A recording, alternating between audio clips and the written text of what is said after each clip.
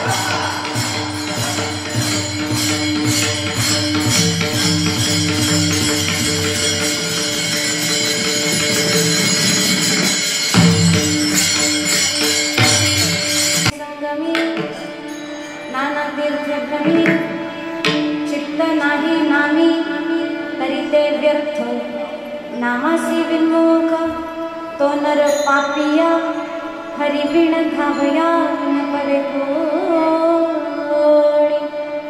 पुराण प्रसिद्ध बोलिले वाल्मीक नामे तिन्ही लोक उद्धरती। ज्ञानदेव म्हणे नाम जपा हरीचे परंपरा त्याचे कुळ शुद्ध। हरिमुखे म्हणा हरिमुखे म्हणा पुण्याची गणना कोण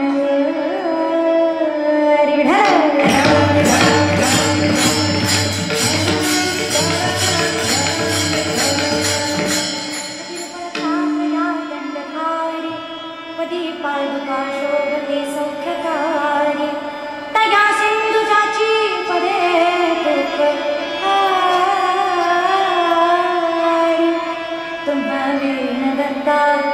मला कोण तारी। महायोग पीठे तथे विमलख्या वरं पुंडरीकाय दातु मुनिन्द्रै। समागत्य तिष्ठन्तमानन्द कन्दं परब्रह्मलिङ्गं भजे पाण्डुरङ्गं पाण्डुरङ्गाकारो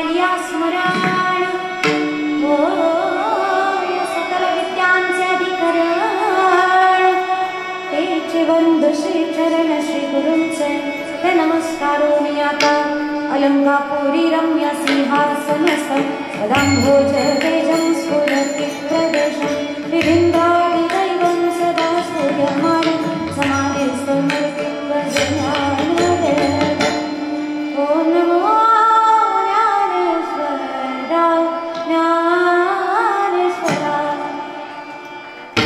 ॐ नमो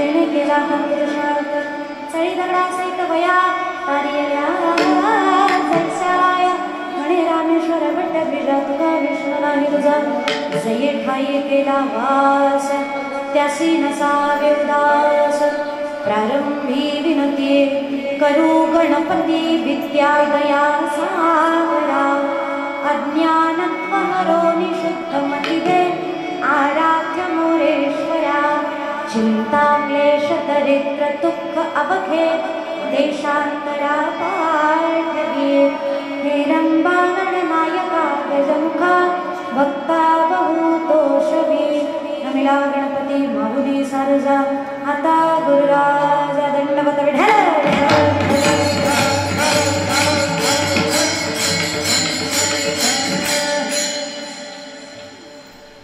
आज आपण सर्व मंडळी परात्पर अखिलेश्वर अकारण करुणा वर्णालय भक्त वांछा कल्पतरू रुक्मिणी प्राण संजीवन महाराष्ट्राचा आराध्य दैवत षडगुण ऐश्वर्य संपन्न श्रीमंत श्री पंढरीश पांडुरंग परमात्म्याच्या कृपाशीर्वादानं त्याच्या छत्रछायेखाली सोनारी गावामध्ये असणाऱ्या बुद्धीचं दातृत्व ज्यांनी स्वीकारलेलं आहे त्या गणपती बाप्पांच्या मंदिरामध्ये सालाबाद प्रमाणे चालू असणारा अखंड हरिनाम सप्ताह प्रस्तुत प्राप्त प्रसंगी कीर्तन रूपी सेवेकरता निवडलेला अभंग संत श्रेष्ठ जगतवंदनीय जगतमान्य संत कैवल्य साम्राज्याचे चक्रवर्ती अनाथांची साधकांची योगियांची ज्यांना माय म्हणल्या जातं वारकऱ्यांची ज्यांना माऊली म्हणल्या जातं ते आळंदी स्थित श्रीमंत श्री ज्ञानोबराया या ज्ञानोबरायांचा 4 चरणाचा हरिपाठातला आहे ना काहीतरी शंका कोणीतरी उपस्थित केली होती वाटत सापडत नव्हता का पुस्तकं बाहेर काढून बघायला चालू केलं तर नेमका हरिपाठातला आहे का बाहेरचा आहे पण हरिपाठातला सगळ्यांच्या परिचयाचा पाठातला आणि ज्याच्या पाठातला नाही त्यानं स्वतःला माळकरी म्हणवून घ्यायचं नाही असा म्हणवू शकणारा उत्कृष्ट असा बघा विठ्ठल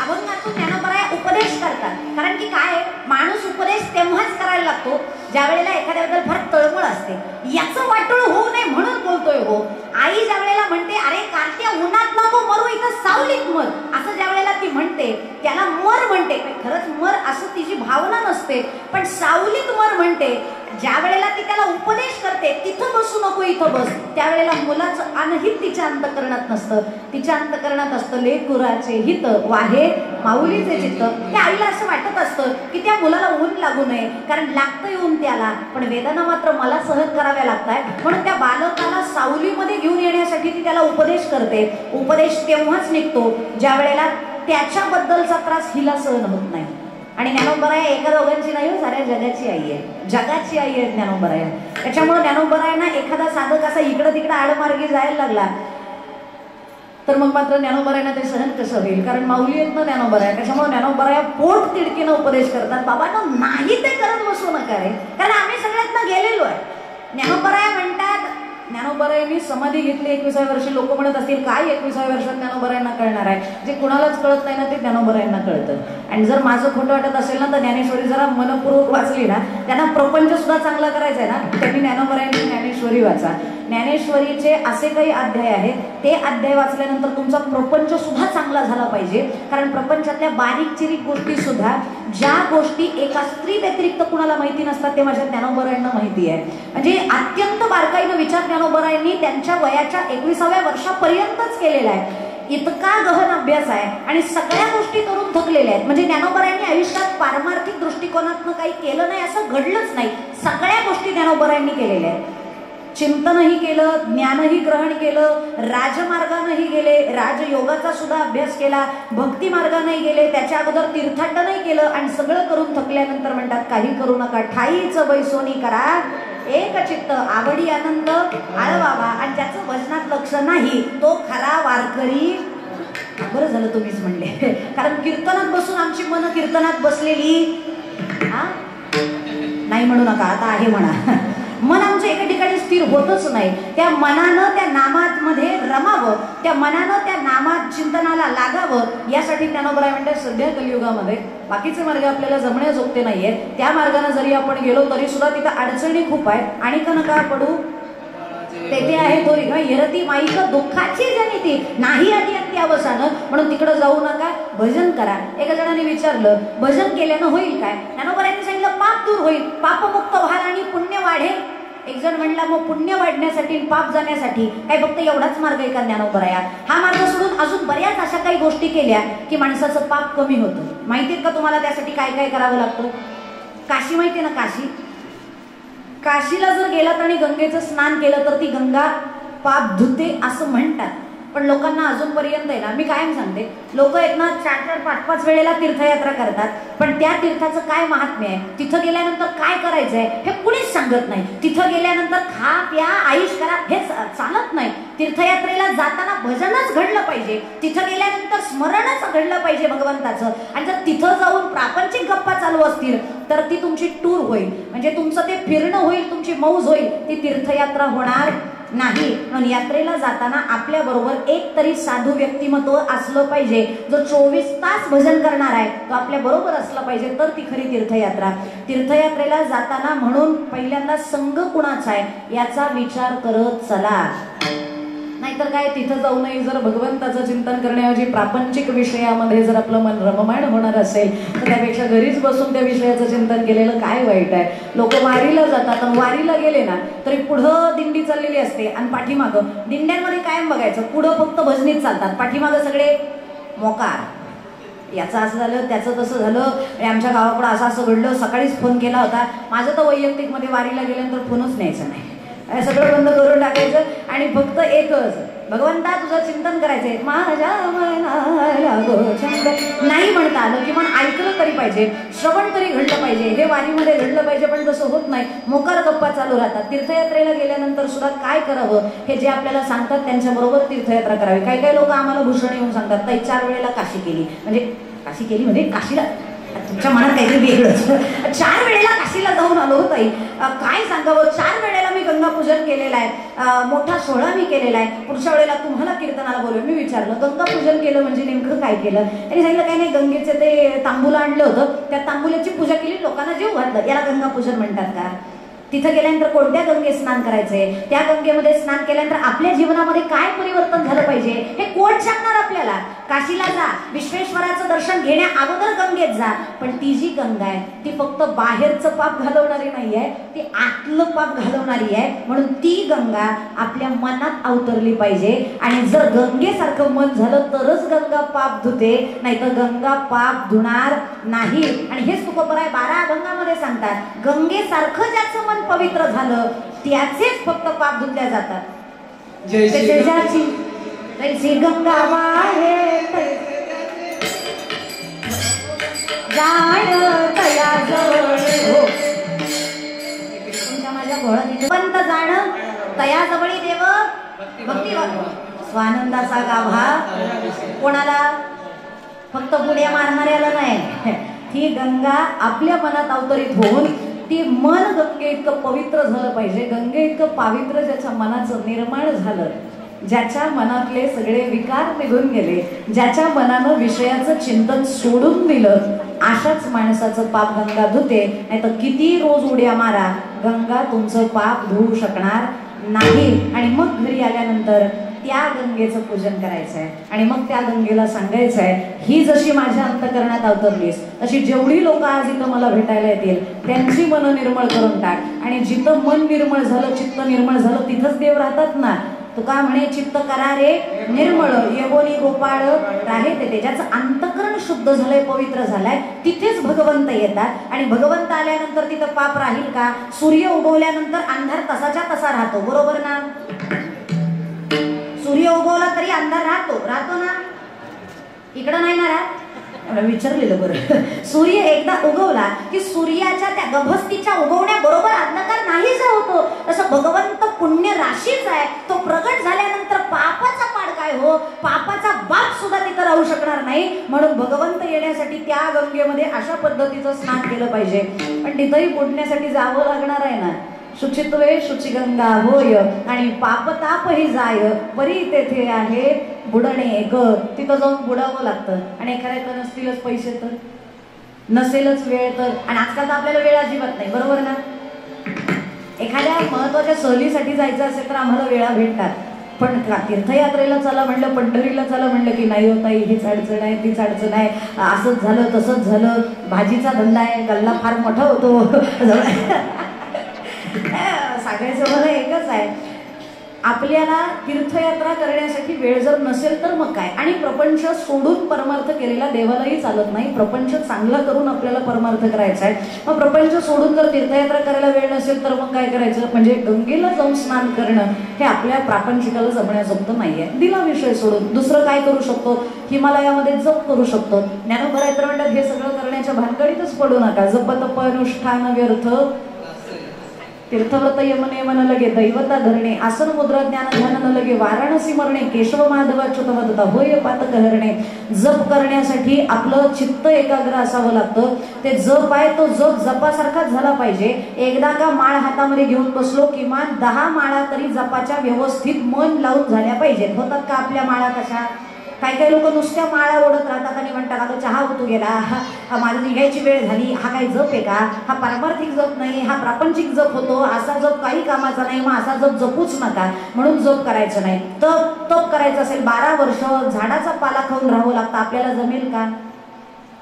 चतुर्थीच कशी बशी चालली आहे, कधी 9 वाजता हे बघतोय, आम्हाला 12 वर्ष झाडाचा पाला घेऊन कसं अनुष्ठान करायला जमणार? तप करायला जमणार नाही. पण चला ठीक आहे, तप नाही, मग अनुष्ठान करायला जमेल का? अनुष्ठान करण्यासाठी माणसाला यम आणि नियम या 2 गोष्टी परफेक्टली जमलेल्या असाव्या लागतात. यम नियम कशाला म्हणतात माहितीये का? यमामध्ये 5 गोष्टीचा अंतर्भाव केलेला आहे. सत्य, अहिंसा, ब्रह्मचर्य, अस्तेय आणि अपरिग्रह या 5 गोष्टी आपल्याला जमलेल्या असल्या पाहिजेत. सगळ्यात पहिली गोष्ट सत्यम वद, खरं माणसानं बोललं पाहिजे. जमेल का? तुमचं सोडा, आमचे वाईट अवस्था आहे, आम्हाला खरं बोलता येत नाही. गाडी पनवेलच्या मागच असते, पण विचारलं ना बाई कुठपर्यंत आली, हे काय पनवेलच्या पहिल्या टोल नाक्यावर आहे, आलेच 15 मिनिटात. खोटं बोलावं लागतं, कारण जर अजूनही पनवेलच्या मागे म्हटलं तर 4 शिव्या खाण्यापेक्षा खोटं बोललेलं काय दैव जोडे तरी करावं आदर, हे बोलावं लागतं.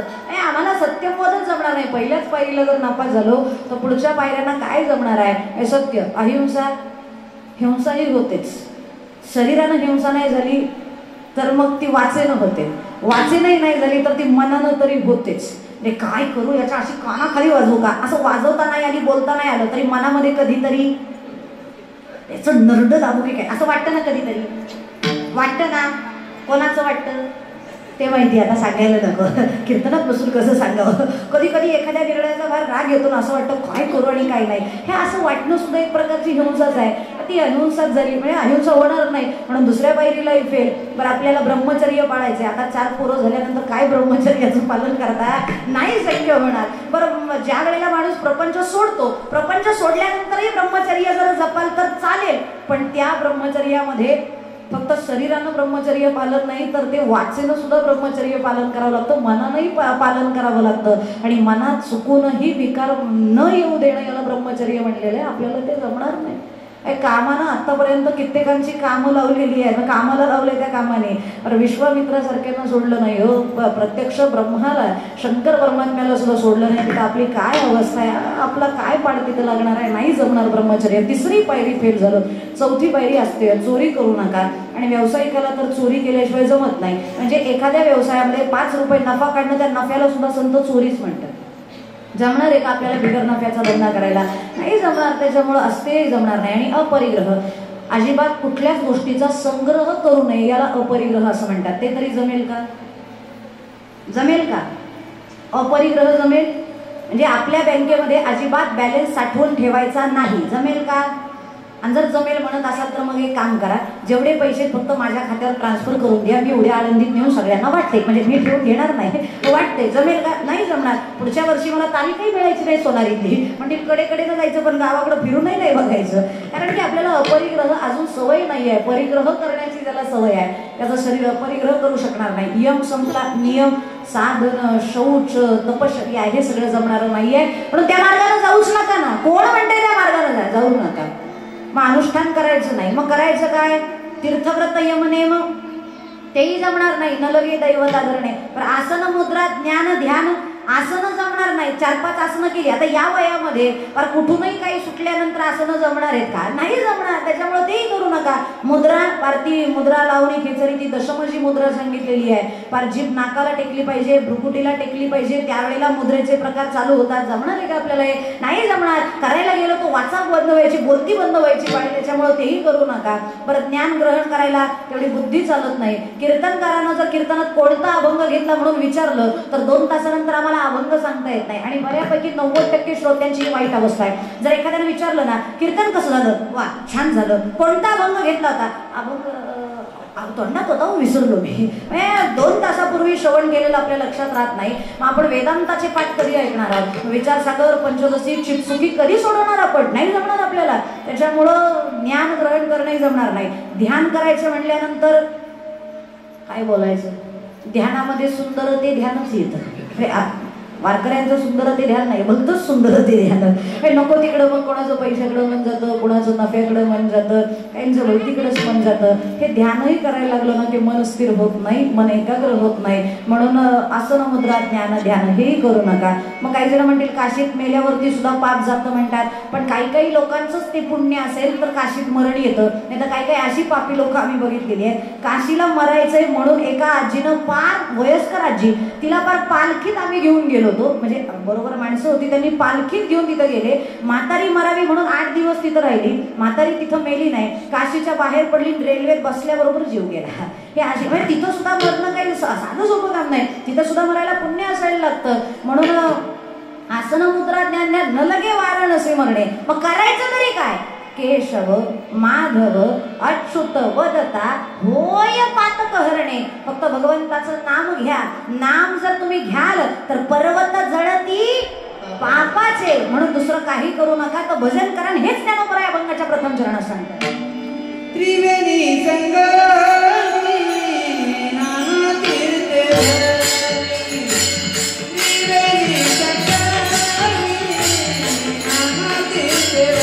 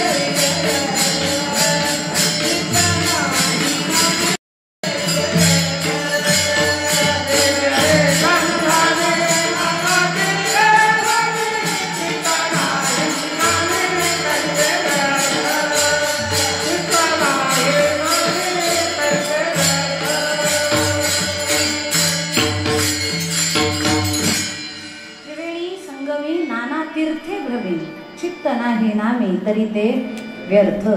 त्रिवेणी संगमावरती स्नान करा, पण ते स्नान करत असताना सुद्धा चित्त मात्र भगवंताच्या नामानं भारलेलं असलं पाहिजे. आणि ज्याच्या चित्तामध्ये चिंतन चालू नाही त्यानं त्रिवेणी संगमावरती स्नान जरी केलं तरी काही उपयोग नाही. नाना तीर्थे भ्रमी, ज्ञानोबराय म्हणतात एक नाही, अशा नानाविध तीर्थांची तुम्ही यात्रा करा. पण जर भजन करत नसाल आणि तुमच्या अंतःकरणात प्रेम नसेल, प्रेम म्हणजे काय लोकांना माहितीच नाही आजकाल. लोक म्हणतात ताई PhD झाली आमची प्रेमावर, आतापर्यंत 5-5, 10-10 पोरी बघितल्या, 5-5 फिरवल्या, त्याच्यानंतर एक निवडून लग्न केलेलं आहे, असं काही काही म्हणत असतील. PhD केली आम्ही प्रेमावर आणि तुम्ही म्हणता आम्हाला प्रेम कळत नाही. प्रेमाची व्याख्या जी आहे ना ती लोकांनी फार बदलून टाकली. प्रेमाची व्याख्या नारद मुनींनी भक्ती सूत्रात सांगितलेली आहे. प्रेम कोणावर करावं, सगळ्यात पहिला प्रश्न कोणावर करावं. माझं वैयक्तिक मत, पांडुरंग सोडला ना बाकी कोणावर प्रेमच करू नका. कारण बाकीच्या सगळ्यांवर प्रेम जर कराल ना त्या प्रेमाच्या बदल्यात तुम्हाला घात मिळेल, प्रेमच मिळेल खात्री नाही. आणि दुसरा विषय, ज्याच्यावर प्रेम करतोय तो चिरकाल टिकणारा नाही ना. एखादी स्त्री आपल्या पतीवरती प्रेम, नितांत प्रेम करत असेल, पण जर समजा तो जिवंत आहे तोपर्यंत प्रेम केलेलं ठीक, पण जर त्यांनी अर्ध्यात साथ सोडली तर त्यांना अर्ध्यात साथ सोडणं हाही एक प्रकारचा घातच नाही का. एखादा पुरुष पत्नीवर आपल्या प्रेम करत असेल पण ती पत्नी सुद्धा आहे तोपर्यंत ठीक, जर आपल्याला अर्ध्यात सोडून गेली तर तिनंही एक प्रकारचा घातच केला आपला. पण आपल्याला कधीच सोडून जाणार नाही. तो कोण आहे? तो भगवंत, तो पांडुरंग परमात्मा. म्हणून प्रेम जर करायचं असेल तर त्याच्यावरती करा. पण बाकीच्यांवरती प्रेम केल्यानंतर आपल्याला त्यांच्याकडनं काहीतरी अपेक्षा असते. म्हणजे एखादा माणूस जर आपल्यावर प्रेम करत असेल ना तर त्याला काहीतरी अपेक्षित असतं की याच्याकडनं मला हे मिळणार आहे म्हणून प्रेम करायचं आहे. पण भगवंतावरती मात्र प्रेम करा, कारण तो आपल्यावरती प्रेम करायला लागतो जर आपण त्याच्यावरती प्रेम केलं तर. आणि त्याचं प्रेम हे निष्काम प्रेम असतं, म्हणजे आपल्याकडनं त्याला कुठल्याही गोष्टीची अपेक्षा नाही. मग अगदी पत्रम पुष्पम फलम तोयम हे सुद्धा भगवंताला लागणार नाही. तुम्ही पानही नाही वाहिलं तरी चालेल, फक्त प्रेम त्याला वाहा, त्या भगवंताला पुरेस आहे. आणि प्रेम भगवंतावरती कसं करा, कसं करावं प्रेम ते सांगते. कोणावर करावं हे सांगितलं, आता कसं करावं ते सांगते. गुणरहितम कामनारहितम प्रतिक्षण वर्धमानम अविच्छिन्नम सूक्ष्मतर रूपम अनुभव स्वरूपम, असं प्रेम असावं. एखाद्याचे गुण बघून त्याच्यावर प्रेम करू नका, कारण गुण संपला की प्रेम संपून जाईल. म्हणून गुणरहित प्रेम असावं. काही काही लोक गुणांवरती प्रेम करतात, म्हणजे त्याच्यामध्ये एखादी कला आहे म्हणून त्याच्यावरती प्रेम करायचं आणि अचानकच जर कला संपली तर प्रेम संपून जाईल, आटेल प्रेम. म्हणून गुणरहितम कामनारहितम, त्या माणसाकडनं मला 4 रुपये आज मिळत आहेत म्हणून त्याच्या पैशामुळं त्याच्यावरती प्रेम करणारी माणसं, अचानक तो दरिद्री झाला तर प्रेम संपून जाईल, प्रेम आटेल. म्हणून कामनारहितम. बरं आज प्रेम आहे, उद्या जर आपलं मनच बदललं तर. म्हणून मन बदलू नये यासाठी कायमस्वरूपी चंद्र जसा कोरी कोरीनं वाढत जातो ना तसं आपलं प्रेम वाढणारं असावं. प्रतिक्षण वर्धमानम, आणि एक सोडला तो भगवंत तर बाकी कोणावरती प्रेम करू नये. अविच्छिन्नम, म्हणजे त्याचे तुकडे तुकडे नसावे. आजकाल प्रेम सुद्धा बऱ्याच जणांना, मुलांवर थोडं प्रेम, मग त्याच्यानंतर बायकोवर थोडं प्रेम, मग नातवंडांवर थोडं प्रेम, त्याच्यानंतर अजून भलत्यांवर बरंच प्रेम. आणि हे प्रेम बदलणारं असतं बरं का. म्हणजे आज एकावर तर उद्या एकावरती. आज लग्न झाल्यानंतर पतीवरती प्रेम करणारी स्त्री, तिला ज्या वेळेला मुलबाळ होतं त्यावेळेला नवऱ्यावरचं प्रेम जरा कमी होतं आणि मुलावरचं प्रेम जरा वाढतं. आणि मुलाचं लग्न झाल्यानंतर मुलावरचं सुद्धा प्रेम कमी होतं आणि नातवंडांवरचं प्रेम जरा, म्हणजे पहिले नवऱ्यावर, मग नंतर मुलांवर, नंतर नातवंडांवर. एका आजीला विचारलंच मी, म्हणलं आजी याला काय अर्थ आहे का? पहिले काय तुमचं नवऱ्याचं तुमचं प्रेम होतं, आता तुम्ही भाकर खात नव्हते तुम्ही त्यांना सोडून, आता मात्र विचारच करत नाही. पहिले नातवंडाला भरवता आणि डायरेक्ट त्याच्याबरोबर तुम्ही खाऊन घेता, यालाच प्रेम म्हणतात का? अहो बाबांपेक्षा जास्त प्रेम तुम्ही त्या नातवंडांवर करता, याला काय अर्थ आहे का? आजीनं मला उत्तर काय दिलं माहितीये का? बाई, मुद्दलापेक्षा व्याजावर प्रेम जास्तच असतं. मुद्दल कुठं जाणार नाही पण व्याज बुडायची भीती असते, त्याच्यामुळं नातवंडावर प्रेम करावं लागतं. आणि म्हातारं कधी जाईल सांगताही येत नाही. आता काठी माझी कोण आहे?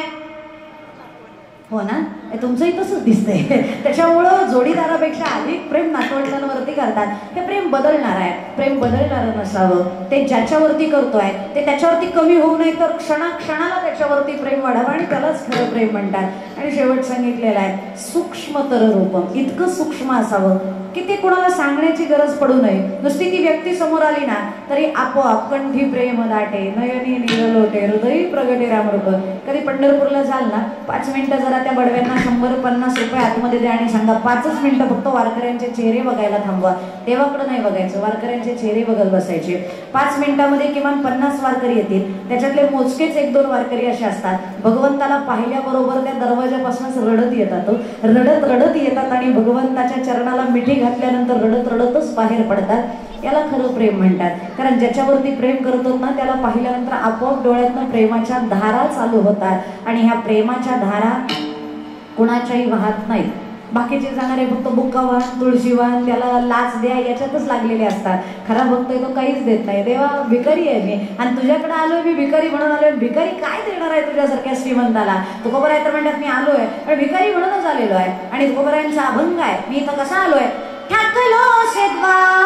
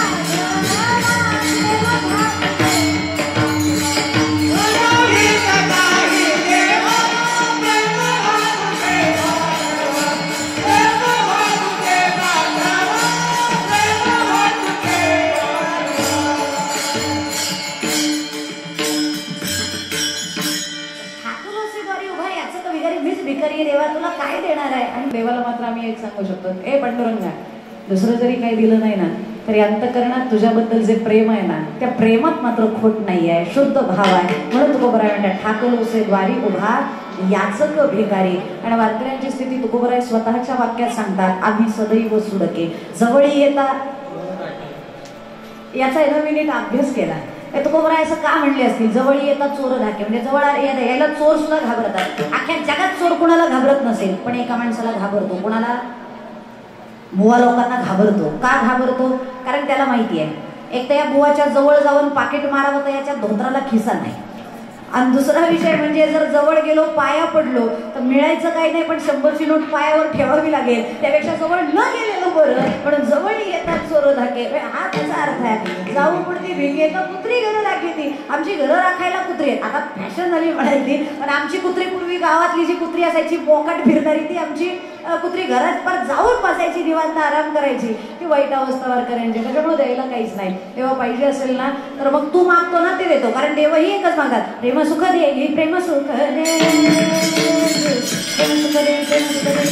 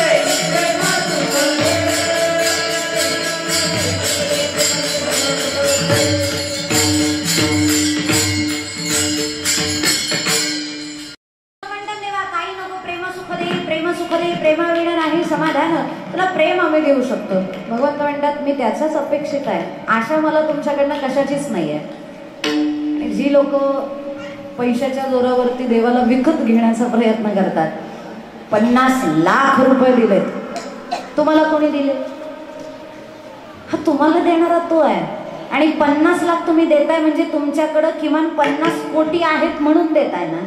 50 कोटी त्यानं तुम्हाला दिले, मग त्याच्यातले 50 लाख दिले काय त्याच्यावर उपकार केलेत का? अहो त्यानं दिले म्हणून तुमच्याकडे आले. उद्या जर त्याच्या मनात आलं हा फार अहंकार करायला लागला, याला 5 रुपये मिळू द्यायचे नाही, 5 रुपये मिळाले, देणार का 50 लाख? आपण राखून देतो, तो देताना विचार करत नाही. म्हणून एक हिंदीमध्ये अशी म्हण आहे, ऊपरवाला जब भी देता देता छप्पर फाड के. ज्या वेळेला तो द्यायला सुरुवात करतो ना त्यावेळेला तो राखून काही ठेवत नाही, जे पाहिजे ते घेऊन जा, पार स्वतः मोकळं होऊन बसतो. शंकर परमात्म्यांची नाही का अवस्था आली, आपल्या पार्वती माता हळदी कुंकवाच्या कार्यक्रमाला गेल्या. आता होईल ना चालू ते हळदी कुंकू, कधी असतं? श्रावण महिन्यात नाही, कधी करतात? गौरयांचं असतं ना, गणपती गौऱ्याला त्या गौरी पूजनाच्या दिवशी हळदी कुंकवाला बोलवतात ना गौरीला. आमच्याकडे बोलवतात, आमच्याकडे पूर्वी बोलवत नव्हते, आता खास बोलवतात. गौरीच्या हळदी कुंकवाला नाही, घर दाखवायला. ते गौरीचा जोशा कमी असतो, पण आत्ताच फर्निचर केलंय, 5 लाख रुपये गेले आणि ब्रँडेड आहे, असं तसं नाही, एक्सपोर्टिंगच आहे ते, पण अगदी वूड असं वापरलेलं आहे, ते एकदम पूर्ण सागवानी आहे, पूर्ण बर्माटिक आहे. मला तर हसूच येतं कधी कधी, तर काय म्हणून यांनी बोलवलंय काही कळतच नाही. आणि त्यातली त्यात 5 लाखाचं जे फर्निचर दाखवतात ना, ते हातामध्ये देताना काय देतात, तो 50-50 रुपयाचे करंडे देतात. लुटायचं असतं ना ते, म्हणजे तिथं दाखवत नाही, पण घर मात्र दाखवायचं. आणि बायकांना एक सवय आहे, आपण आणलेली गोष्ट दुसरी जोपर्यंत बघत नाही, ती बघून जळत जोपर्यंत नाही, तोपर्यंत आपलं समाधान होत. हा, तुम्ही सगळे नाही म्हणायला लागले, आम्ही काय इतक्या वाईट आहेत का? की नाही मॅडम, सवयच आहे. जर 10 तोळ्याचं मंगळसूत्र गेलं ना, तर ते खरंच मंगळसूत्र म्हणजे काय? एक पवित्र बंधन आहे, एक धागा आहे. मग तो सोन्याचा नसेल, खोटा असेल तरी गळ्यात असणं गरजेचं आहे. का? कारण ते प्रेमाचं प्रतीक आहे, म्हणून गळ्यात बांधावं, ते गळ्यात असावं. पण 10 तोळ्याचा करतात, तो कुणासाठी? ते प्रेमाचं प्रतीक आहे का? मूर्खपणा आहे सगळा. करू नये असं नाही, माझं म्हणणे बायकांनी नटलंच पाहिजे. बायकांनी नटणं हा बायकांचा जन्मसिद्ध अधिकार आहे. पण आपल्यामुळं समोरच्याचं अंतःकरण जर दुखावल्या जात असेल ना, तर तिथं जाताना ते करू नका.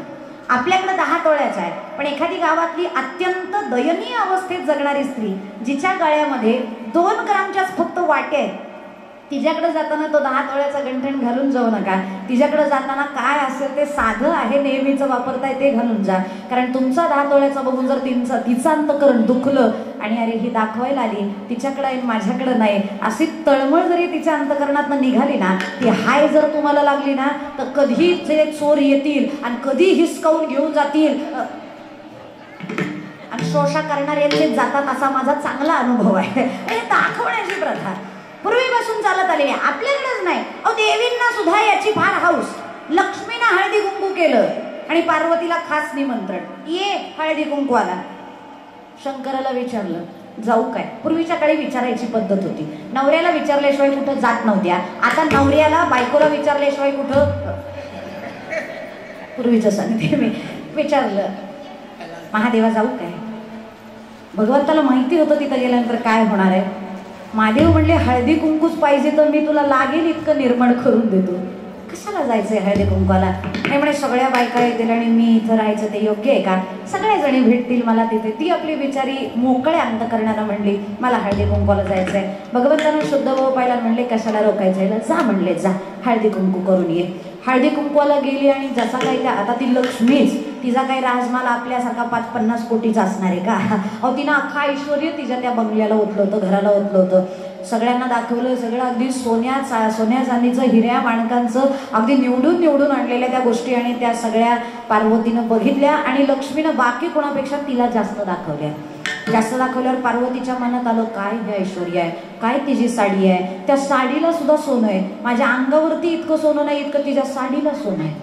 काय माझी अवस्था आहे, काय दारिद्र्य आहे माझ्याकडे, आणि काय हिचं ऐश्वर्य आहे. काय का असे ना, आज संध्याकाळी घरी गेल्यावर कार्यक्रमच होईल आपला. त्याच्यामुळं तिनं सगळं ते बघितलं आणि घरातनं तिच्या त्या लक्ष्मीच्या निघाली. घरातनं निघाल्याबरोबर इकडं शंकर परमात्मा जरा थरथरच कापायला लागले होते. तिकडनं निघाली आणि कोणत्या भावनेनं निघाली आहे, उगाच चांगलं चाललंय, आज हिमालय सुद्धा हादरणार आहे. पार्वती घरामध्ये आली आणि जाता जाता नारदजी का भेटू नये, नारदजींनी वरनं तेल टाकण्याचं काम केलं. आणि कुठून येत आहे पार्वती माता? हळदी कुंकाला गेलते. अहो मी सुद्धा जाऊन आलो, मला निमंत्रण नव्हतं, पण अवचित पाहुणा म्हणून गेलो. काय ते ऐश्वर्य, काय ती लक्ष्मी, आणि त्या काय दागिन्यांमध्ये तिचं रूप उठून दिसत होतं. अरे अरे, आणि काय तुमची अवस्था, काय हे दारिद्र्य. पांढरी साडी अंगावर, ती सुद्धा नीट नाही, ती 4 ठिकाणी फाटलेली. अहो फुल सुद्धा नाही साधं तुमच्यासाठी. इथं या कैलासावरती एक फुल तुम्हाला पाहिजे असेल तर ते मिळणार नाही. काय दारिद्र्य आहे, जरा देवाला सांगा. देवाला सांगा म्हणजे देवाकडे जरा बघा असं म्हणायचं होतं, पण तसं म्हणू शकले नाही, म्हणून जरा देवाला सांगा. असं म्हटल्यावरती बर म्हणली त्याच्यासाठीच निघाले, तयारी करूनच आले, काय काय बोलायचंय ते तुम्ही व्हा पुढं, मी घरात जाते. म्हणून आतमध्ये गेले आणि जे काही त्या भगवंताची समाधी मोडली आणि तांडव चालू केलाय. देव म्हणले तांडव हिला शिकवलं नसतं तर बरं झालं असतं. काय डोक्याला ताण होऊन बसलाय. म्हणे थांब बाई, भांडू नको, बोलू नको, मला काय तुझी इच्छा आहे ते सांग. त्यावेळेला तिने सांगितलं दुसरं काही नको, तिच्यापेक्षा माझं चांगलं पाहिजे. असं असतं ना आपल्यामध्ये. तिने जर समजा 1000ची वस्तू आणली ना तर किमान माझी 1500ची तरी पाहिजे. तिच्यापेक्षा काकण बरकाविणं सरस पाहिजे, तिच्या बंगल्यापेक्षा भारी माझं बनवा. देव म्हणले आपल्याला काही गरज आहे का? चिंतन करणारी माणसं आपण. अगं सगळ्यात मोठा दागिना राम नामाचा कंठामध्ये जगात तुझ्यासारखी सौंदर्यवान कोण दिसणार नाही. भजन कर. आणि खरं सांगते भजनारी माणूस शोभून दिसतो. ज्याला भजन प्रिय आहे ना त्याचा चेहरा बघा. जी बाई भजन करते ना तिला दागिने घालायची गरजच नाही.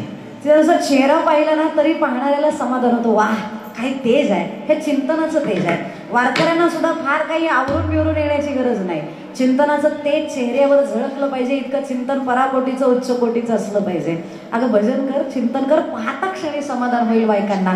नको या सगळ्या माया जाळ्यात अडकू. नाही म्हणली देवा, मला काही सांगू नका, पाहिजे म्हणजे पाहिजे, तिच्यापेक्षा सरस पाहिजे आणि महिनाभराच्या आतच पाहिजे. आता शेवटी ते महादेवच. आणि स्त्रीची इच्छा जर पूर्ण केली नाही तर संसार सुखाचा होत नाही. म्हणून तुम्हाला सांगते, बाईनं जर समजा घरातल्या काही सांगितलं तर तिला नाही म्हणायचं. तुमची सोय करते हो, उद्या साड्या जरी मागितल्या तरी अडचण नको करायला. स्त्री इच्छा पूर्ण करावी म्हणून भगवंतांनी एका महिन्यामध्ये सुंदर अशी नगरी केली आणि त्याच नगरीचं नाव लंका. लंका तयार केली देवाने, आखी घरं सोन्याची. लोक म्हणतात रावणाची लंका, बावळट लोक आहेत. लंका खरी महादेवांची आहे, महादेवांनी बनवलेली आहे. 7 कोटी घरं सोन्याची. हिचा एकच बंगला होता, इथं 7 कोटी भगवंतानं तिला सोन्याची घरं दिली. आणि त्या दिवशी मग लक्ष्मीला बोलवलं. सगळ्या जणी आल्या, सत्यनारायणाचा महाप्रसाद वगैरे खाऊन गेल्या. आणि पूजेला आता बोलवायचं कोण? म्हणजे सत्यनारायणाचा प्रसाद तर बनवलाय पण पूजा कोणी करायची? त्या काळचा प्रसिद्ध पंडित ब्राह्मण कोण? तर तो रावण. बोलवा म्हणले रावणाला. आणि रावण माझा भक्त पण आहे, त्याच्यामुळं कसं आपल्या जवळचं असलं की जरा बरं पडतं म्हणून रावणाला बोलवलं रावणाला. बसलं ना रावण पूजेला. आणि ती पूजा इतकी सुंदर, ते मंत्रोच्चार, त्या ऋचा, त्या श्रुती इतक्या स्पष्टोक्ती होती त्याच्यामध्ये. काही काही जण गीतेतले सुद्धा श्लोक म्हणायला लागले ना, इतके विचित्र म्हणतात की त्याला म्हणाला ए बाबा गप बस. ते एखादा नाही म्हणलं तरी चालेल पण जे म्हणतोय ते स्पष्ट म्हणा. माझं म्हणणं गीतेचा एकच श्लोक पाठ करा पण तो इतका परफेक्ट करा ना की आपल्या मुखातनं ज्या वेळेला तो निघेल त्यावेळेला तो कानातनं डायरेक्ट हृदयात घुसला पाहिजे, असा श्लोक मुखातनं निघाला पाहिजे. आणि त्या रावणाची तीच अवस्था. इतका मोठा व्याकरणाचा पंडित होता तो की मुखातनं निघालेलं एक एक वाक्य ऐकल्याबरोबर शंकरांना समाधी लागायला लागली. एवढा तो स्पष्ट वक्ता होता, इतका सुंदर ब्राह्मण तो होता. आणि शेवटी सगळं काही झालं, पूजा वगैरे झाली. आणि आपल्याला पद्धत आहे, सगळं झाल्यानंतर ब्राह्मणांना काहीतरी दान द्यावं लागतं, दान करावं लागतं. शिधा तर देतातच पण दक्षिणाही त्याच्याबरोबर ठेवावी लागते. विचारलं शंकर परमात्म्यांनी, काका पूजा चांगली झाली, हवंय काय ते सांगा. नाही म्हणले देवा राहू द्या, तुमचा शिष्य आहे मी, भरपूर दिलाय, कशाला काय. नाही म्हणे, इतकी सुंदर पूजा तुम्ही सांगितली, मांडलीच सुंदर, उच्चार सुंदर, आवाज पहाडी, काही मागा. स्वतः जरी तुम्ही म्हणलात ना की देवा तुम्ही चला तर मी तुमच्या बरोबर येईन, बोला आज काय पाहिजे, फार भयानक खुश आहे मी तुमच्यावर. रावण म्हणला देवा राहू द्या, तुम्हाला जमणार नाही द्यायला. अरे मला जमणार नाही अशी गोष्ट आहे का? साधा देव नाही मी, महादेव आहे. तू फक्त बोल तुला काय पाहिजे. त्यांना अगोदरच विचारलं. देवा मागतोय पण देणार का? पार्वतीनं चिमटा काढला. गप्प बसा, ते चांगलं नाही, स्वभावच मुळात वाईट आहे. त्यातली त्यात बाप जरी साधू असला तरी आई चांगली, आई राक्षस कुळाची आहे, विचारच वाईट आहे. गप्प बसा. शंकर बरोबर गप काय मागून मागणार आहे तो? अरे बोल रावणा, काय पाहिजे तुला? तेव्हा पहिले वचन द्या, नक्की मी मागेल ते द्याल का? अरे दिलं. हात ओढला पार्वतीनं तरी म्हणले गप ग, तू कळत नाही तुला, ब्राह्मणाला दान देताना अडवते, एवढे सुद्धा तुझ्यावर संस्कार नाही का? अहो मला माहितीये तो काय करणार आहे, तू गप, काही का मागेनास त्याला देणार. देवा वचन हे घ्या म्हणून वचन दिलं. म्हणजे काय पाहिजे? लंका. केली ना दान. लंका मागितली, वचन दिले नाही, कसं म्हणतात, दान दिली. दान दिल्याबरोबर पार्वती म्हणली आलीच जरा कपडे बदलून. होती ती पूर्वीची घालून येते, आता काही पर्याय आहे का? बाबानं पूर्वी रिकामा आणि आताही एवढं सगळं कमवूनही पुन्हा रिकामा. आयुष्यभराची पुंजी लावली आणि एका झटक्यात सट्टा खेळावा तशी सगळी घालवून बसला. फासा अंगाला राखण बसा पुन्हा कैलासावर भजन करत राम राम म्हणत. पांढरी साडी घातली आणि डोळे भरलेले होते. माघारी निघाल्या आणि माघारी आल्यानंतर विचारलं, देवा माझाही विचार केला नाही. त्यावेळेला भगवंतानं सांगितलं, जर खराच भक्त असेल आणि त्यानं जर काही मागितलं ना तर त्याला मी नाही म्हणू शकत नाही. त्याला जे पाहिजे ते देण्याची तयारी जर नाही ठेवली तर तो देव कसला. विठ्ठल विठ्ठल.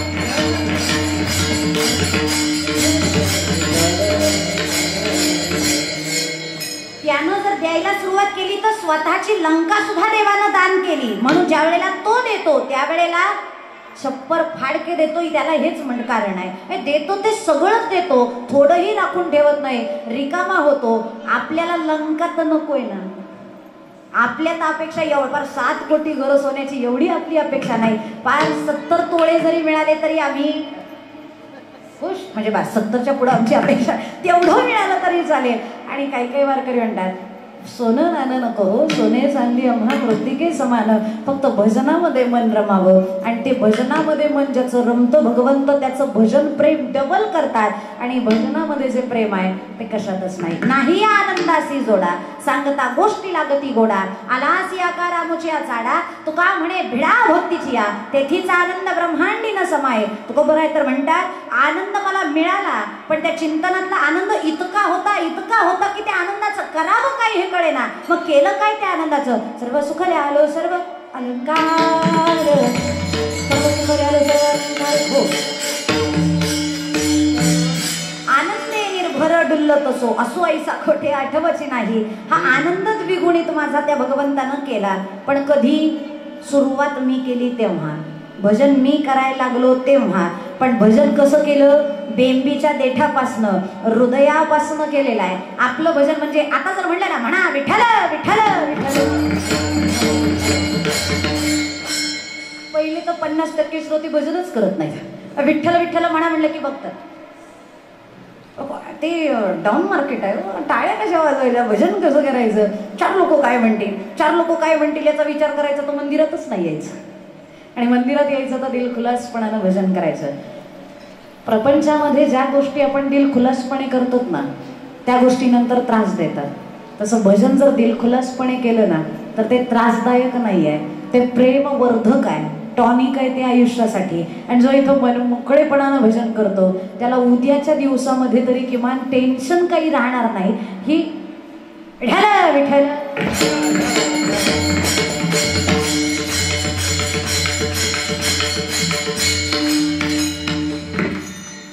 ओढली ना माझी बांगडी. मन भजनामध्ये लागत नाही मग काय त्याचं मन कुठेही लागून काय फायदा होणार आहे.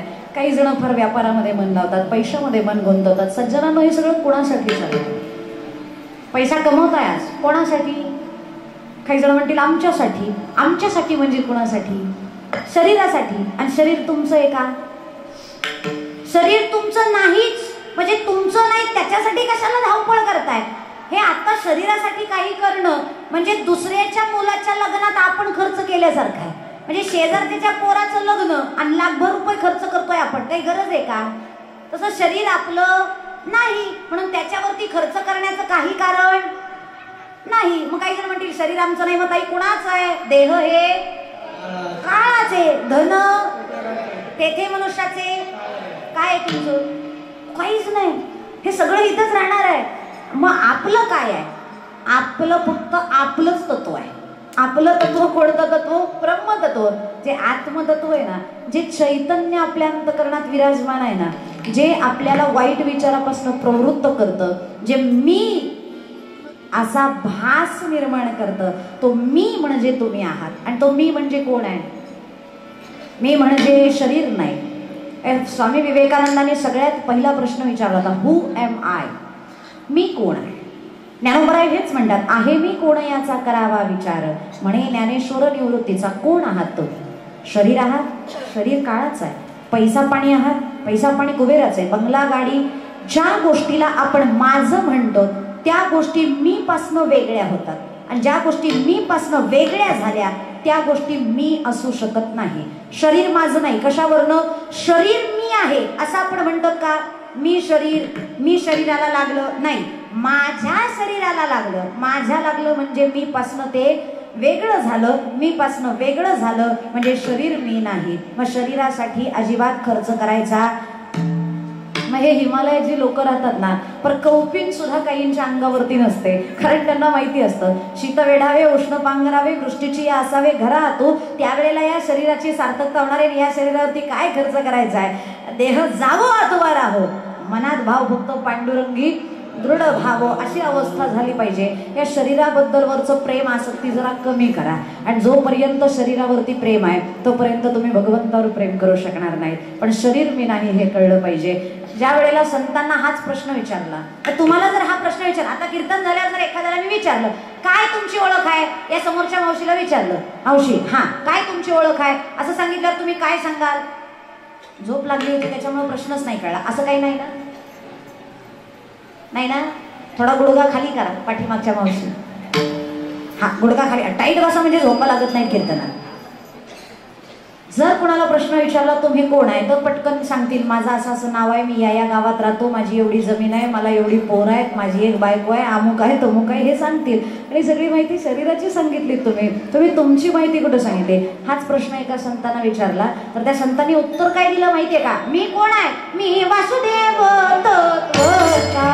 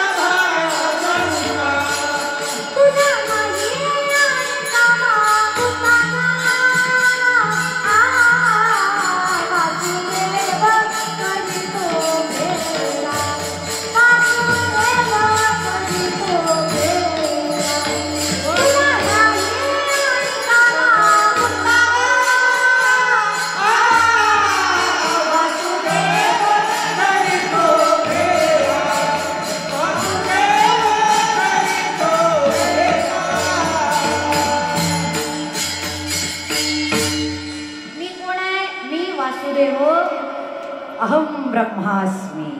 मी स्वतः भगवंत आहे, मी स्वतः ब्रह्म आहे.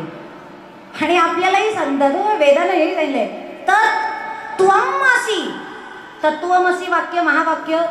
तत् देववाचक, त्वम जीववाचक, आसी म्हणजे आहे, तत् म्हणजे तो, त्वम म्हणजे तू, तो तू आहेस. मंदिरात आज तुम्ही गणपती बाप्पाच्या समोर आलात, तो गणपती बाप्पा आणि हा जीव हे एकच आहेत.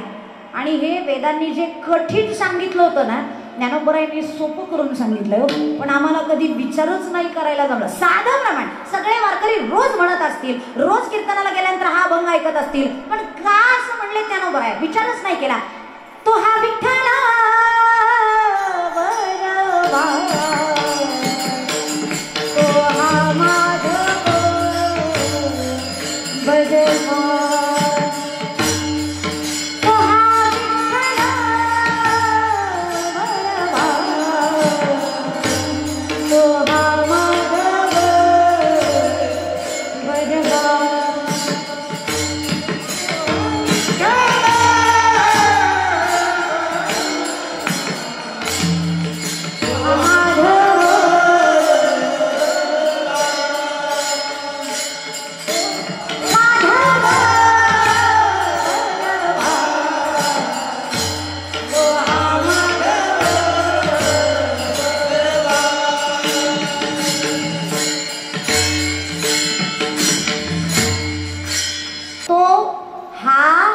विठ्ठल बरवा. तो म्हणजे कोण? जो विठेवर उभा आहे तो. हा म्हणजे कोण? हा कोण? हा म्हणजे कोण? हा म्हणजे आपण. सोपं गणित आहे, मगाचपासून हेच सांगते. तो म्हणजे जो विटेवर उभा आहे तो देव, आणि हा म्हणजे माझ्यात विराजमान असणारं आत्मतत्व. तो आणि हा दुसरं कोणी नाहीये. तो हा कोण आहे? तो हा माणूस नाही. तो विठ्ठल बरवा तोही विठ्ठल आहे, हाही तो आणि मी नाही तुझा. ही अवस्था परमार्थात प्राप्त झाली पाहिजे. ज्या दिवशी कळेल ना मी देव आहे, त्या दिवशी तुमच्यासारखं सुखी जगात कोण नाही. तुम्ही दुःखीच होऊ शकत नाही. आणि जर मी स्वतः देव आहे तर मी कसा आहे? सच्चिदानंद रूपाय विश्वोत्पत्त्यादी हेतवे तापत्रय विनाशाय. मग नंतर श्रीकृष्णाय वयम नमः नाही, आत्माय वयम नमः असं म्हणू आपण. त्या आत्म्याला श्रीकृष्ण म्हणा, त्या आत्म्यालाच विठ्ठल म्हणा, त्या आत्म्यालाच गणपती म्हणा, आत्म्यालाच देवी म्हणा. आणि जर मीच देव आहे तर मी भिकारी नाही आहे, मी नाशिवंत नाही आहे, मी सडका नाही आहे, मी दुःखी असूच शकत नाही, कारण मी सच्चिदानंद रूप आहे. सत चित आणि आनंद, मी सत्य स्वरूप आहे, मी चिदघन आहे. सत्य स्वरूप म्हणजे त्रिकाला बाधित सत्य, ज्याचा कधी नाश झाला नाही, सध्या वर्तमानात ज्याचा नाश होत नाही आणि भविष्य काळातही त्याचा कोणी नाश करू शकत नाही. हेच तर गीतेत देव सांगतात. नैनम छिंदन्ति शस्त्राणि नैनम दहति पावकः न चैनम क्लेदयन्ति आपो न शोषयति मारुतः. आत्म्याला कोणीही काहीही करू शकत नाही. मारण्याचा प्रयत्न केला तरी तुम्ही शरीराला इजा पोचवाल, आत्म्याला काहीच होणार नाही, कारण आत्मा मरूच शकत नाही. जन्माला आला असता तर मेला असता, पण आत्म्याला जन्म आहे का? नाही. मग जन्म कुणाला आहे? शरीराला. आणि मग जन्मजया मृत्युतया हा नियम नियतीचा. जातस्य हि ध्रुवो मृत्युः ध्रुवं जन्म मृतस्य च तस्मात् परिहार्यते न त्वं शोचितुमर्हसि उपजेते नासे नासिले ते पुनरपि दिसे. हे घटिका यंत्र जैसे परिभ्रमेगा किंवा वासांसि जीर्णानि यथा विहाय नवानि गृह्णाति नरोपराणि तथा शरीराणि विहाय जीर्णान् अन्यानि संयाति नवानि देहि. हे शरीराचं कोष्टक चालूच राहणार आहे. पुनरपि जननम पुनरपि मरणम पुनरपि जननी जठरे शयनम. पुन्हा जन्माला या, पुन्हा मरा, जन्माला येताना पुन्हा आईच्या जठरामध्ये उदरामध्ये शयन करा. ठरलेलं आहे, होणारच आहे, घडणारच आहे. पण ज्या शरीराचा आधार आपण घेतोय, कळतंय ना का डोक्यावरून चाललंय? विषय बदलू का? बोर नाही ना झाले? 9:15 झाले हे मलाच कुठं कळतंय. तुम्ही बोर नाही झाले पण 9:15 झाले. उरकते आपल्याला आरती करायची आज. त्या शरीराला जन्म आहे म्हणून मृत्यू आहे, आणि शरीर म्हणजे मी नाही तर त्या शरीराचा भोगता मी आहे. काही दिवसापुरतं वापरायचं आहे आणि आनंदानं नंतर टाकून द्यायचं आहे. आणि मानव जन्म मिळाला म्हणून आनंदी राहायला शिका. भगवंतानं पशु नाही बनवलं, माणूस म्हणून आलोय. पण दुर्दैव आहे, आम्हालाच विचारावं लागतंय, अरे माणसा कधी होशील? माणूस म्हणून जन्माला आले तरी वागतात पशुसारखं. काय करावं लोकांना? जे करायचंय माणसानं ते करत नाही, आणि जे पशूंनी करायचंय ते माणसं करतात. मांसाहार करणं माणसाचं काम नाही, ते काम कोणाचं आहे? पशुचं. म्हणजे जे मांसाहार करतात ते कोण? मी नाही, साधूंनी सांगितलंय, संतांनी सांगितलेलं आहे. करू नका सांगितलं, हटकून करणार. दान धर्म करा म्हणून सांगितलं, अजिबात करणार नाही. ज्या गोष्टी करायच्या आहेत, येषां न विद्या न तपो न दानं ज्ञानं न शीलं न गुणो न धर्मा ते मृत्युलोके ननुभूता मनुष्य रूपेण करंती. माणसाच्या रूपातली ती जनावरच आहे असं त्या सुभाषितात सांगितलेलं आहे. आणि आपल्याला कोणी जनावर म्हणून घेणवू नये असं वाटत असेल तर माणूस म्हणून जन्माला आलोय तर माणसासारखं वागा. काय करा? भजन करावं. माणूस म्हणून का जन्म मिळालाय? देवे दिला देह भजना गोमटा. आणि जर त्या भजनात मन लागत नसेल तर चित्त नाही नामी तरी ते. मग काय करा? भजन करा. कोणाचं करा? कळलं तुम्हाला? विठोबा रखुमाई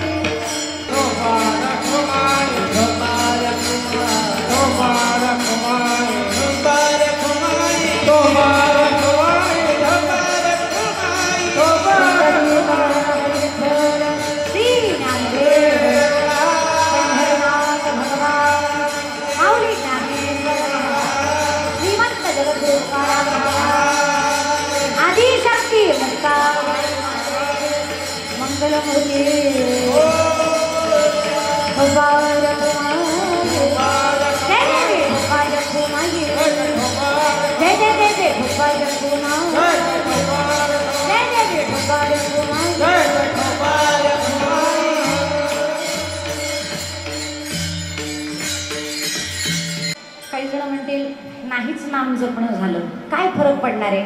मग जगात आपल्यासारखं पापी कोणीच नाही. अभंगाचं दुसरं चरण. नामाशी बिनमुख, नामाशी बिनमुख, पापिया पापिया पापिया, नामाशी बिनमुख,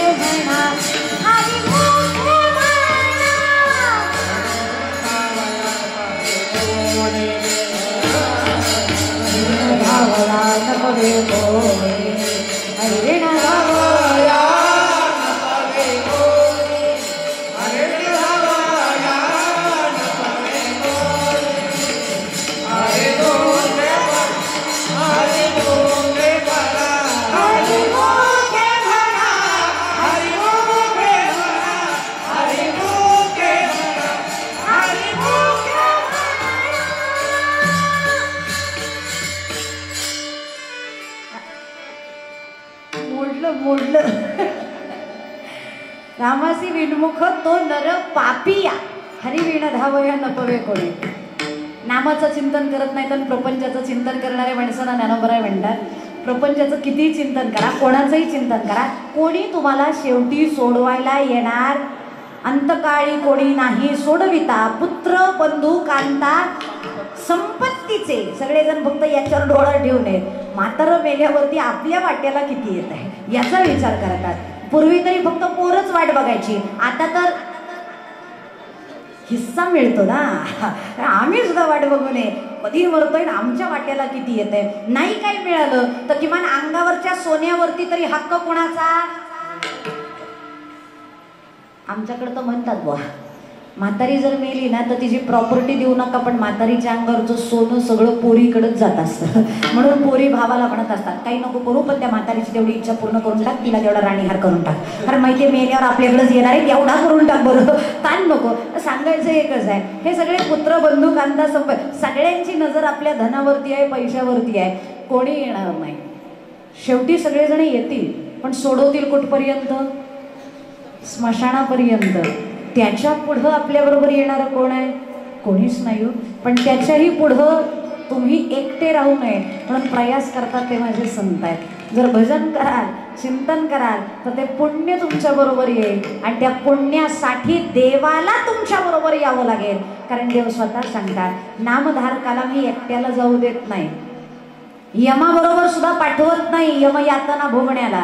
मी त्या यमाला सांगून ठेवलंय, नका जाऊ त्यांच्या गावात. नामधारकाच्या शिवा सुदर्शन येवा धिरट्या फिरे भुवते. देवानं सांगितलंय नामधारकाच्या गावात तर सोडा, त्याच्या शिवेला सुद्धा यम जर फिरला ना तर माझ्या इतकं वाईट कोण नाही. ज्या दिवशी त्याचा प्रयाण काळ असेल त्या दिवशी त्याला घ्यायला यमानं जायचं नाही, यमदूतांना जायचं नाही, तिथं स्वतः माझे पार्षद जातील. आणि खरंच जर साधू असेल, अधिकारी असेल तर त्याला घ्यायला स्वतः मी येणार आहे. तुकोबरायांना घेण्यासाठी पार्षद आले नव्हते, प्रयाण काळाला स्वतः पांडुरंग परमात्मा आले आणि स्वतः विमानामध्ये बसून स्वतः विमानात बसवलं. इतका अधिकार आपला निर्माण होईल, पण त्यासाठी नामामध्ये आपलं लक्ष असलं पाहिजे, आपलं चित्त नामात रममाण झालं पाहिजे. आणि जर नाही झालं तर मग पुण्यच वाढणार नाही. मग नामासे विनमुख तो नर पापिया. भजनही करताना इतक्या उच्च कोटीचं भजन असावं, त्या भजनामध्ये इतकी ताकद असावी. चिंतनही कसं करावं तेही साधू आपल्याला सांगतात.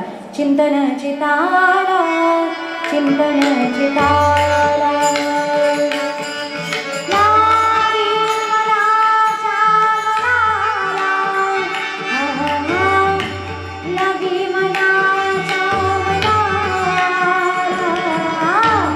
चिंतन चिता तुला, चिंतन तुला, चिंतन तुला. आपलं चिंतन इतकं तल्लीन होणार असावं की त्या भजनामध्ये ते भजन ऐकून देवानं सुद्धा रममाण व्हावं असं भजन करा.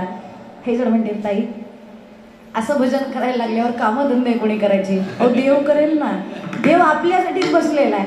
आपण काकडा करतो ना, काकडा भीष्माचार्यांना माहिती असेल, आमच्या काकड्यातली दुसरी मालिका म्हणजे नेमातली दुसरी मालिका आणि त्या दुसऱ्या मालिकेतला पहिलाच अभंग, उच्च नीच काही नेणे भगवंत तिष्ठे भाव भक्ती देखोनिया. आता इथून पुढे ना सगळी देवानं भक्तांसाठी काय काय कामं केले, कोणासाठी काय कामं केलेली आहेत ते सांगितलेली आहे. तिष्ठे भाव भक्ती देखोनिया, दासी पुत्र कन्या विदुराच्या, दैत्या घरी रक्षी, शर्म रंगू लागे कबीराचे मागे, सजन कसा, नीट ऐका, सजन कसा या. मी इथं थांबले त्याचं कारण आहे. सजन कसा या विकुलागे मांस. या भागामध्ये मी काही जणांना म्हटलं तुम्ही माळा घाला, तर मला उत्तर आलं ताई ते कापून विकावं लागतं आणि त्याचं पाणी बिणी तोंडात जातं, त्याच्यामुळं माळा घालून कुठं पाप करतात. सजन कसायच्या तोंडात पाणी जात नसेल का? पण देवाला ते चाललं, देव स्वतः कापू लागले. जर तुमचं अंतःकरण निर्मळ असेल ना तर देव ते सुद्धा काम करतो. सजन कसायचं मांस विकू लागला, आपली मच्छी विकू लागायचं नाही का? म्हणून माळकऱ्यांनी ट्राय करून बघा. जर तुम्ही गळ्यात माळ घालून मच्छी विकाल तर मार्केटमध्ये एवढा धंदा कुणाचा नाही, एवढा धंदा तुमचा झाल्याशिवाय राहणार नाही. म्हणून माळा घालून खाऊ नका, विका विका, नाही तर माळा घालून खा म्हणल्यावर तर बास मला दिवसाला कीर्तन उरण भागात मिळतील. माळा घाला आणि मग धंदा करा. सजन कसाया विकू लागे माळ्या सावत्यास खुरपू लागे, नरहरी सोनारा सोख्या मेळ्या संगे, नामयाची जनी धर्मा घरी पाणी, नाम्या सवे जेवी, ज्ञानियाची भिंत, अर्जुनाचे रथी, पक्षी पोहे प्रीती, गवळीयांचे घरी, द्वारपाळ बळी, यमकुमाचे ऋण, अंबऋषीचे सोशी, मीराबाईसाठी घेतो, रामाजीचा झाला घडी माती वाहे, धोंडी त्या मेहत्याची, आणि अजूनही कामच करतोय. अजूनही देव पंढरपुरात उभा आहे ते स्व इच्छेनं नाही, कामच करतोय पुंडलिकासाठी. तुका म्हणे मात धन्य त्याची, एवढ्यांची कामं केली, आपलं करणार नाही का? ही मोठी मोठी कामं देवानं केलेली आहेत.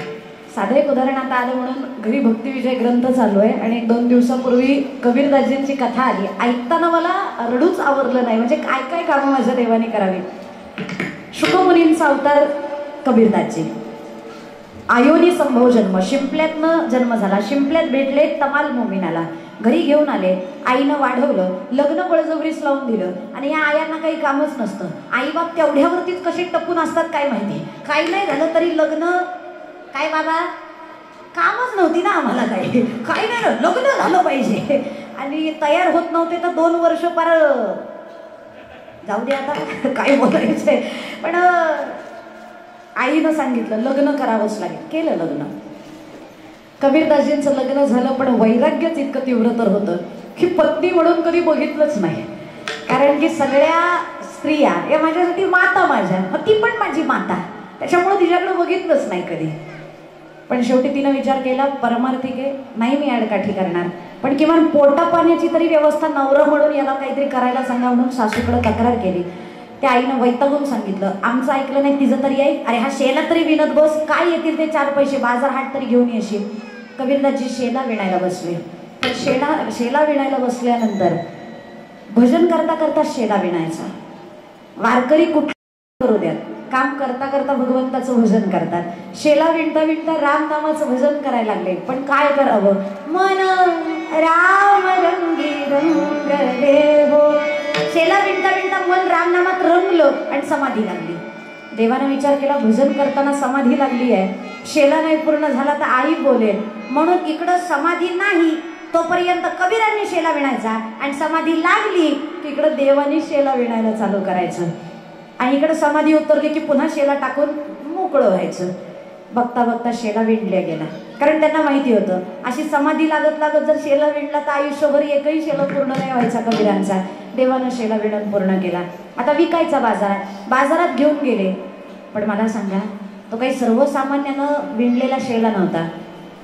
एक तर अखंड भगवत चिंतनात रंगलेले कबीरदास, आणि ते समाधीत रंगले म्हणून प्रत्यक्ष प्रभू रामांचा हात त्या शेल्याला लागलेला.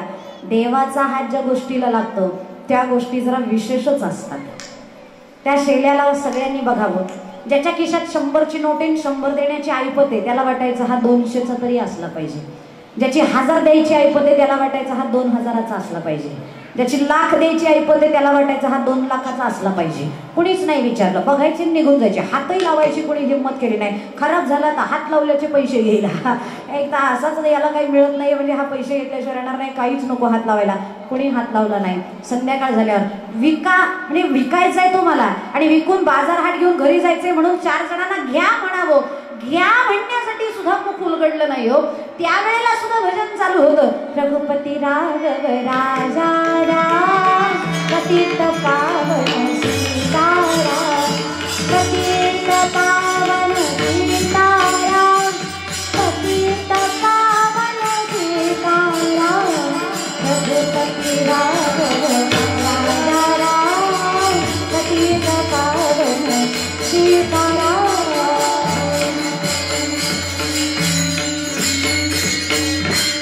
निरागस भजन, याला निरागस भजन म्हणतात. पण हे सांगितलेलं नाही उत्स्फूर्त भजन, याला निरागस भजन म्हणतात. कबीरदासजींचं असं भजन चालू होतं. शेला घ्या असं म्हणण्याची शुद्धच नाही. शेवटी रात्र झाल्यानंतर कळलं गिऱ्हाईक तर आलं नाही, बाजार हाट घरी घेऊन जाता येणार नाही, आणि घरी असाच गेलो तर आई मारेल मला. मग काय करावं, घरीच जायला नको, तर आडोसा बघावं, लपून बसावं. झोपडी बघितली, झोपडीत गेले, तिथं जाऊन भजन चालू केलं. देवानं विचार केला. गेले ते गेले, कबीरदास शेला बाजारात टाकून नाही गेले. शेला घेऊन गेले म्हणजे शेल्याबद्दल प्रेम तर नाही ना जागं झालं कबीरांच्या मनात. म्हणजे भजनावरचं प्रेम दुभंगलं तर नाही ना, परीक्षा घेतली पाहिजे. एका साधूचं रूप धारण करून गेले, ब्राह्मणाचं रूप धारण करून सांगितलं कबीरदाजी थंडी वाजते, शेला मिळेल का? कबीरदाजीने विचार केला, अख्खा दिला तर ती आई मारायची, मला कळलं तिला तर, म्हणून अर्धा फाडला ना अर्धा दिला. देव म्हणले भजनामध्ये जरा प्रेम कमी दिसतंय, अजून थोडंसं प्रेम त्या शेल्यावर बाकी आहे म्हणून अर्धाच दिला. पुन्हा एका फकीराचं रूप धारण करून आले, मुसलमान फकीर बनून आले. बाबा बाहेर बहुत थंडी है, कुछ मिलेगा क्या? घेऊन जा म्हणले. उरलेला निम्मा शेलाही देऊन टाकला. मग भगवंताला ते कळलं असं तसं भजन नाही, प्रेम दुसऱ्यावरती कुणावरती नाही, अविच्छिन्नम स्वरूपाचं प्रेम माझ्यावरतीच आहे. पण माझं प्रेम हे खरं आहे म्हणजे माझ्या भजनामध्ये प्रेम आहे का माझ्या भजनात भीती आहे? म्हणजे आईला घाबरून भजन करतायत का प्रेमानं भजन करतायत हेही बघितलं पाहिजे. म्हणून देवानं पुन्हा एका ब्राह्मणाचं रूप धारण केलं, कबीरदाजींच्या घरी गेले. घरी गेले आणि त्या कबीरांच्या आईला सांगतात, मातोश्री मी तुमच्याच गावातला ब्राह्मण आहे, कबीरांचा मी जवळचा मित्र आहे, तुमच्या घराबद्दल फार मला तळमळ आहे म्हणून तुमचं हित करायला आलोय. तुमचा मुलगा पार वाया गेलाय, त्याचं काही खरं नाही. दिवसभर त्यानं काल शेला विणला, आज दिवसभर बाजारात विकला, शेला कुणाला दाखवला नाही, घ्या म्हणून सांगितलं नाही, शेला विकला गेल्या नाही म्हणून त्या झोपडीत जाऊन बसला. आणि 2 फकीर आले होते, एक साधू आणि एक फकीर, दोघांना अर्धा अर्धा करून शेला फाडून विकून टाकला. आणि त्यांच्याकडनं रुपया सुद्धा घेतलेला नाहीये, उधारीवर दिलेला आहे, काही मिळालेलं नाही. तुमच्या मुलाचं लक्षण काही बरं दिसत नाही आणि तुमच्यावरती माझी थोडीशी श्रद्धा आहे म्हणून सांगायला आलोय. आता ही खरंच श्रद्धा आहे का? ते म्हणतात खरंच देव कपटी आहे, बाहेरनच काळा नाही, आतनं डबल काळा आहे. एक तर विणला यानं, विकू दिला नाही यानं भजना खातर. त्या झोपडीमध्ये बसल्यानंतर शेला घेऊन गेला हाच, आणि घरी जाऊन सांगतोय कोण? हाच. काय न्याय आहे? नेला तू मग गप तरी बस ना बाबा, नेला ते नेला, फुकट नेला, वरनं आईला जाऊन साड्या लावतोय की फुकट दिला.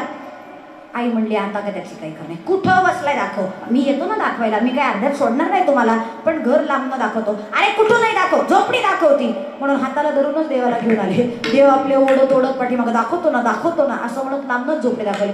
त्या झोपडीत तुमचा मुलगा भजन करत बसलाय. जसं काही त्या कबीराच्या आईनं ते भजन ऐकलं, तिथं गेली जोर जोरात शिव्या द्यायला लागली कबीरांना. तुला कळत नाही, लाज वाटत नाही, संसाराला लावलंय तरी सुद्धा तुला अक्कल नाही काढीची. अरे तो मुलं झाली असती तुला आता या वयामध्ये, काय त्या रामाचं भजन करतोय, बंद कर भजन. आणि शेला कुठं गेला ते सांग. खरं खरं सांगून टाकलं, शेला मी देऊन टाकला. मग मात्र अजून रागाला, काय करावं. देव दरवाजातनं वाकून म्हणतात, दिला ना, मला माहिती होतं दोघांना फुकट दिलाय ते, तुम्हाला फार राग आलाय ना, मारायचा असेल तर काठी देऊ का. ती म्हणली सापडतच नव्हती, आणून दे. देवानं काढूनच ठेवली होती, काठी पण दिली हातामध्ये, धरा जरा दोन. माझी इच्छा नाही त्याला मार बसावा, पण नाईलाज आहे, तुमच्या खराचं भलं व्हावं म्हणून करतोय सगळं, म्हणून काठी देवानच दिली. काय चॅप्टर आहे. एक तर फुकट घेऊन गेला, वरनं आईला आणलं, बस शिव्या खाऊ घातल्या तेवढं बाद झालं होतं. माराची काही गरज होती का. काठी स्वतः शोधून घेऊन आला. आणि ज्या वेळेला दोन सपासप फटके बसले, कबीरांना समाधी लागल्यामुळं काही कळलं नाही, पण त्या समाधीमध्ये फायदा असा झाला, लागली समाधी होती कबीरांना, लागली काठी कबीरांना, पण वळ मात्र इकडं पाठीमागं देवाच्या अंगावरती उठायला लागले तर लागलेला नाचायला. अगं मला का मारते. कबीराची आई म्हणते तुझ्याही डोक्यावर परिणाम झालाय. अरे तुझ्याकडे बघितलंय तरी का साधं मी. मारते मी माझ्या लेकाला, अजिबात मध्ये आला तर बघ, नाहीतर तुला फोडून काढीन. म्हणून जे मारलं कबीरांना, जे मारलं कबीरांना, पण सुजले मात्र इकडं देव.